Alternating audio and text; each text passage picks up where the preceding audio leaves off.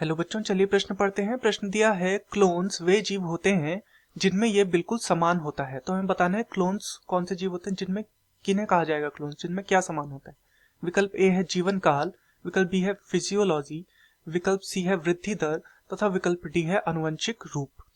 तो इस प्रश्न में हमसे क्लोन के विषय में पूछा गया है, अर्थात इस प्रश्न की जो मुख्य अवधारणा है, जो मुख्य अवधारणा इस प्रश्न की है वह किस विषय में है, वह है क्लोन के विषय में।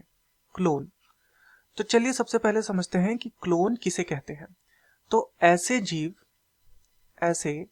जीव जो आकारिकी आकारिकी ऐसे जीव जो आकारिकी व आनुवंशिक रूप से एक दूसरे के समान हो, आनुवंशिक रूप से समान हो, तो उन्हें कहा जाता है क्लोन। उन जीवों को कहा जाता है क्लोन। ऐसा देखा जाता है कि जो अलैंगिक जनन होता है, अलैंगिक जनन के तहत जो संतानोत्पत्ति होती है वह क्या होती है, वह क्लोन होती है। तो अलैंगिक जनन से हम बोल सकते हैं कि क्लोन प्राप्त होते हैं। तो चलिए अब विकल्पों को देखते हैं। विकल्प ए दिया है जीवन काल। तो जीवन काल जो है ये नहीं हो सकता, क्योंकि जीवन काल जो होता है बाह्य कारक जैसे कि पर्यावरण, तापमान, इन पर क्या करता है, निर्भर करता है। ये बाह्य कारकों पर निर्भर करता है, तो ये हमारा उत्तर नहीं हो सकता। विकल्प बी है फिजियोलॉजी। फिजियोलॉजी का अर्थ है कार्यकी। तो कार्यकी भी बाह्य कारकों पर निर्भर करती है और इसके अन्य कारक भी हो सकते हैं, तो ये भी हमारा उत्तर नहीं हो सकता।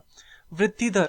तो वृद्धि दर जीवों में अलग अलग हो सकती है, भिन्न भिन्न हो सकती है, इसके आधार पर हम क्लोन नहीं बता सकते, तो ये भी क्या हो जाएगा, गलत हो जाएगा। तथा विकल्प डी है आनुवंशिक रूप। आनुवंशिक रूप जैसा कि हमने यहाँ देखा, आनुवंशिक रूप से अर्थात जो इनका आनुवंशिक पदार्थ होगा जैसे कि डीएनए, तो ये क्या होगा, समान होगा। यदि तो हम इन्हें क्लोन कहेंगे। तो आनुवंशिक रूप से यदि ये समान है तो ये बिल्कुल ये क्लोन कहलाएंगे, तो ये हमारा सही उत्तर होगा। तो दिए गए प्रश्न का सही उत्तर होगा विकल्प डी आनुवंशिक रूप। मैं आशा करता हूं आपकी यह समझ में आया होगा। धन्यवाद।